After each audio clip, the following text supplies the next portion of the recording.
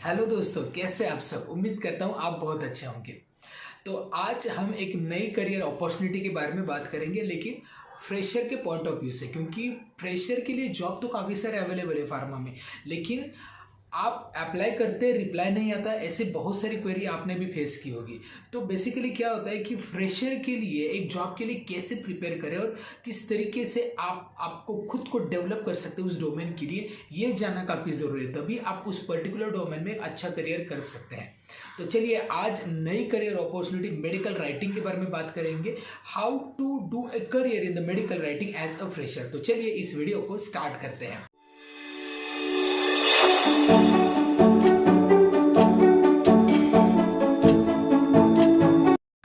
Medical writing क्या है, इसके बारे में पहले हमें जानना चाहिए। तो medical writing involves well structured scientific documents that includes clinical research documents, content for health care website, health magazines, journals and news. इसका मतलब ये है कि जहाँ जहाँ पे हेल्थ केयर रिलेटेड आपको इंफॉर्मेशन पब्लिकली दिखेगी, या फिर इवन तो आप क्लिनिकल रिसर्च में क्लिनिकल ट्रायल्स के डेटा सबमिट करना होता है रेगुलेटरी बॉडी को, तो वहाँ पे भी राइटिंग आ गई। इवन क्लिनिकल रिसर्च में जो इन्फॉर्म कंसेंट फॉर्म होता है कि हर एक पेशेंट का डेटा होता है, तो देयर आल्सो राइटिंग। तो हर जगह पे जहाँ पे हेल्थ केयर, जहाँ पे फार्मा, जहाँ पे राइटिंग है, there is a medical writer. Okay, तो अलग अलग प्रकार के मेडिकल राइटिंग के डिपार्टमेंट होते हैं। सबसे पहले आते हैं रेगुलेटरी राइटिंग। रेगुलेटरी राइटिंग में आईसीएफ गाइडलाइंस होती है, डॉक्यूमेंटेशन होते हैं, अप्रूवल्स की रिलेटेड राइटिंग होती है। नेक्स्ट आती है सेफ्टी राइटिंग। यहाँ पे जनरली फार्माकोविजिलेंस में आपने देखा होगा कि नैरेटिव राइटिंग। सो नैरेटिव राइटिंग बेसिकली होती है, पीएसयूआर होता है, यहाँ पे पीरियोडिक सेफ्टी अपडेट रिपोर्ट्स होता है, पेबरर होता है, तो ये डेटा होता है यहाँ पे। इसके बाद नेक्स्ट आता है साइंटिफिक राइटिंग। अब साइंटिफिक राइटिंग में मैन्युस्क्रिप्ट्स होती है। इसके बाद नेक्स्ट आते हैं मेडिको मार्केटिंग राइटिंग। अब आपने देखा होगा कि मार्केटिंग जो कंपनीज होती है, जो आप एज ए एमआर आपने काम किया होगा, तो आपको कंपनी एक विजुअल एड देती है, इवन एलबीएल भी देती है, तो उसके लिए राइटिंग करनी होती है। They are called as medical writers. इसके बाद नेक्स्ट है medical education writing. Medical education writing में जो भी फिजिशियंस के लिए सीएमईज वगैरह अरेंज करते हैं, फिजिशियंस के लिए या हेल्थ केयर जो प्रोफेशनल्स है, जो स्पेशली मेडिकल फील्ड्स है, उनके लिए जो राइटिंग होती है, that is under this department. इसके बाद मेडिकल जर्नलिज्म राइटिंग, मतलब यहाँ पे न्यूज़ मैगजीन्स जो पब्लिकली आपको दिखे होंगे, सो इवन दो ब्लॉग्स होते हैं, सो जहाँ पे जो राइटिंग की जाती है, that is come under medical journalism writing. तो इतने प्रकार की राइटिंग होती है। सिर्फ मेडिकल राइटर मतलब ये नहीं कि आपको सिर्फ लिखना है, लिखना तो सबको आता है, but you should have the command on the grammar, vocabulary, tense, काफ़ी इंपॉर्टेंट होती है। प्रोफेशनल अगर आप खुद राइटिंग में है तभी इस फील्ड में जाइए, क्योंकि ये एक निश फील्ड है। देखिए, ये एक फील्ड ऐसी है जगह आपके यहाँ पे एबिलिटी होगी तब आपको प्रूव करनी है, then you have more kind of the opportunities here. अब सिर्फ यहाँ पे फील्ड अच्छी है, पैकेज अच्छा मिलता है, इसके लिए आप जा रहे हैं, लेकिन आपको एज सच राइटिंग में एक्सपीरियंस नहीं है, तो मैं रेकमेंड नहीं करूँगा ये फील्ड। बिकॉज बाकी सारे फील्ड्स है, जैसे क्लिनिकल रिसर्च हो, इवन ड्रग रेगुलेटरी हो, फार्माकोविजिलेंस हो, यहाँ पे आपको फार्माकोलॉजी या रेगुलेशन रिलेटेड इंफॉर्मेशन हो, या फिर क्लिनिकल रिसर्च के गाइडलाइंस, एथिक्स, ये भी मालूम होते हैं, तो you can enter into this field. लेकिन मेडिकल राइटिंग में ऐसा नहीं है, आपको खुद पहले इसमें इंटरेस्ट होना चाहिए, तब जाके इसमें आप हैंड्स ऑन एक्सपर्टीज लेंगे, एक्सरसाइजेस आपके होने चाहिए, और तब जाके आप इसमें अप्लाई कर सकते हैं। तो इसके लिए यहाँ पे स्किल सेट काफ़ी ज़रूरी है। अब स्किल सेट की बात करेंगे तो कौन कौन सी नॉलेज एंड स्किल सेट ज़रूरी है। सबसे पहला मेडिकल टर्मिनोलॉजीज आपको मालूम होनी चाहिए, मेडिकल टर्म जो होते हैं। देन ड्रग डेवलपमेंट प्रोसेस के बारे में आपको मालूम होना चाहिए। लैंग्वेज में कमांड होनी चाहिए, वोकेबुलरी प्रॉपर होनी चाहिए। टेंस मतलब past, future tense, present, continuous tense, जो भी टेंस है प्रॉपरली वही आना चाहिए। एक एग्जांपल देता हूँ आपको, जैसे कि मान लो आपको इंटरव्यू में भी ऐसा पूछा जाएगा कि एक पैराग्राफ दिया जाएगा, 10-15 लाइन का होगा, और वो पैराग्राफ आपको 1 या 2 लाइन में ही कंप्लीट करना है विदाउट चेंजिंग द मीनिंग। अब आप यहाँ पे एक तो आप वो पैराग्राफ 2 लाइन में लिख भी लेते हो, लेकिन अगर आपने इसका मीनिंग चेंज किया, पास्ट टेंस को फ्यूचर टेंस में कन्वर्ट किया या प्रेजेंट टेंस में कन्वर्ट किया, so it is completely it is not scientific. Okay, यहाँ पे आपका सिलेक्शन नहीं हो सकता।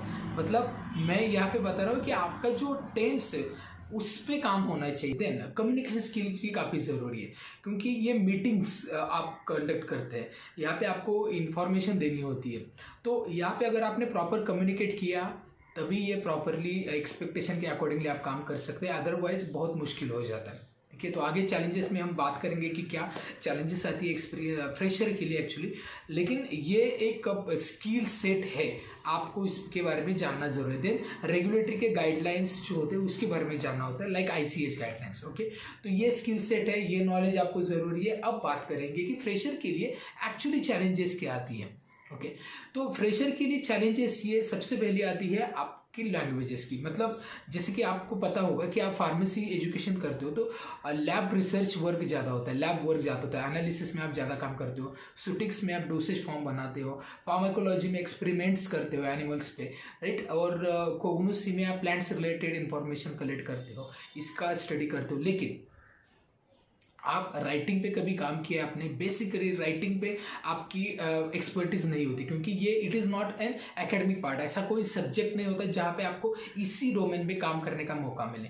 इसके लिए ये नीश स्किल है, मैं यही बता रहा हूँ, it is not an academic part. इसके लिए जब आप के पास इसका नॉलेज हो, आपके पास इसके लिए इंटरेस्ट हो, तभी जाके आप यहाँ पे करियर कर सकते हैं। अब बात करेंगे कुछ चैलेंजेस की। तो पहली चैलेंज लैंग्वेज है, मैंने वही बताया। दूसरी चैलेंज ये होती है कि साइंटिफिक डेटा आपको कलेक्ट करना होता है, अपडेटेड इन्फॉर्मेशन होनी चाहिए आपको। तो एज सच अब रिसर्च में भी आपका इंटरेस्ट होना चाहिए। तो अभी अपडेटेड इन्फॉर्मेशन कोई ड्रग्स पे क्या है इसके बारे में आपको जानना ज़रूरी है। एंड बहुत सारा डेटा आपको दिया जाता है, उसको कॉम्प्लेक्सिटी हो जाती है, कंपाइल करना होता है आपको, तो कॉम्प्लेक्सिटी हो जाती है कि कौन सा डेटा सेग्रीगेट करें, कैसे करें। That is again the challenging part for any fresher. And last challenge और सबसे इंपॉर्टेंट, टारगेट ऑडियंस। अब टारगेट ऑडियंस मतलब हर एक राइटिंग का एक स्टाइल अलग होता है लिखने का। मतलब मान लो रेगुलेटरी को सबमिट करना है तो इट इज़ कम्प्लीटली अलग, अगर क्लिनिकल रिसर्च में करना है तो थोड़ा अलग होता है, लेकिन पब्लिकली करना है तो वो लैंग्वेज अलग होती है, क्योंकि वहाँ पे एकदम सिंपल रीडेबल फॉर्मेट में आपको लिखना होता है, जहाँ पे कम आप वर्ड्स में आप पूरा एक्सप्लेन कर पाओ और लोगों को समझ में आ सके। Okay, so according to the target audience you have to write it properly so that you get a good career opportunity in the medical writing. अब इसके बाद हम बात करेंगे किस तरीके से आप इस जॉब के लिए अप्लाई कर सकते हैं। तो बेसिकली सभी जॉब प्रोवाइडिंग वेबसाइट्स है, वहाँ पे आप अप्लाई कर सकते हैं। तो इससे पहले आपको जानना होगा कि यहाँ पे कहाँ पे कौन कौन सी कंपनी आपको ये जॉब देती है। सबसे पहले sponsor company, already pharma companies जो GSK होगा या फिर फाइजर होगा, सैनोपी होगा, एबॉट होगा, ये कंपनीज में मेडिकल राइटिंग की अपॉर्चुनिटी होती है। कॉन्ट्रैक्ट रिसर्च ऑर्गेनाइजेशन, इंडिया की बात करें तो पैराक्सेल है, लैबकॉफ है, कोवैंस है, IQVIA है, ओके, बायो क्लिनिक है, यहाँ पे आप काम कर सकते हैं। नेक्स्ट है कॉन्ट्रैक्ट रिसर्च ऑर्गेनाइजेशन के बाद KPO BPO, जैसे एसेंचर है, जैसे HCL है, जैसे कॉग्निजेंट है, जैसे TCS है, ओके। और इसके बाद मेडिकल डिवाइसेस की भी कंपनी होती है, यहाँ पे भी आप काम कर सकते हैं। मेडिकल इंफॉर्मेशन की कंपनी होती है, कंसल्टेंसी भी होती है, यहाँ पे भी आप काम कर सकते हैं। तो देखिए यहाँ पे फ्रीलांसिंग के भी काम होते हैं, बट इसमें एक सेपरेट वीडियो में बनाऊंगा। ये इजी नहीं है फ्रीलांसिंग पे काम करना। ये क्यों नहीं है कि कैसे आप फ्रीलांसिंग पे काम कर सकते हैं, प्रोजेक्ट आप खुद ले सकते हैं, ये इसके बारे में डेडिकेटेड वीडियो में बनाऊंगा। लेकिन यहाँ पे यस अपॉर्चुनिटी है, फ्रीलांसिंग की भी अपॉर्चुनिटी है यहाँ पे। अब पैकेज की बात करेंगे तो ये जैसे कि दूसरे कोई डोमेन में इतना आपका जो एजुकेशन क्वालिफिकेशन है इतना मैटर नहीं करता जहाँ पे मेडिकल राइटिंग में मैटर करता है। मेडिकल राइटिंग में आपके क्वालिफिकेशन के मुताबिक आपको पैकेज मिलता है। मान लो बी फार्म को 2.5 to 3 लाख पर एनम मिल जाता है, M फार्म हो 3 to 3.5 लाख पर एनम मिल जाता है, MSc हो उतना भी मिल जाएगा, M फार्म जितना ही मिलेगा। लेकिन अगर आप मेडिकल बैकग्राउंड से हो, MBBS हो तो 6 लाख पर एनम मिल सकता है आपको। अगर आप MD हो तो 7 लाख पर एनम भी मिल सकता है आपको, ओके। और अगर आप PhD हो तभी भी आपको 5.5 to 6 लाख पर एनम भी मिल सकता है। तो जितनी आप एक्सपर्टीज खुद में होती है उतना आपको उसमें एक्सपोजर होता है, क्योंकि जैसे कि ग्रेजुएशन में इतना ज़्यादा एक्सपोजर नहीं होता, लेकिन जब आप स्पेशलाइजेशन में जाते हैं तो फिर आपकी नॉलेज और बढ़ जाती है और आप एक प्रोफेशनली बिल्डअप होते हैं according to the scientific knowledge, okay. तो इसके लिए जितना क्वालिफिकेशन अच्छा होता है वहाँ पे यहाँ पे करियर अच्छा है, पैकेज अच्छा होता है। और यहाँ पे पोजीशन जो होती है मेडिकल राइटिंग होती है। पहले तो ट्रेनी मेडिकल राइटर होता है, देन मेडिकल राइटर होता है, then senior medical writer, team leader होता है। तो यहाँ पे जैसे जैसे आगे जाएंगे वैसे पोजीशन बढ़ती जाएगी। तो एलिजिबिलिटी की बात करेंगे तो बी फार्म, एम फार्म, आप मेडिकल साइंस से हो, लाइफ साइंस से हो, इवन वेटरनरी साइंस के भी स्टूडेंट यहाँ पे करियर कर सकते हैं। तो करियर करने के लिए यहाँ पे पाबंदी नहीं है, लेकिन आपको ये स्किल सेट सीखने हैं, तभी आप जाके अच्छी कंपनी में आप हायर हो सकते हैं। बेसिकली जो ज़्यादा से ज़्यादा फ्रेशर को लेती है वो TCS एंड एसेंचर, ये कंपनी है।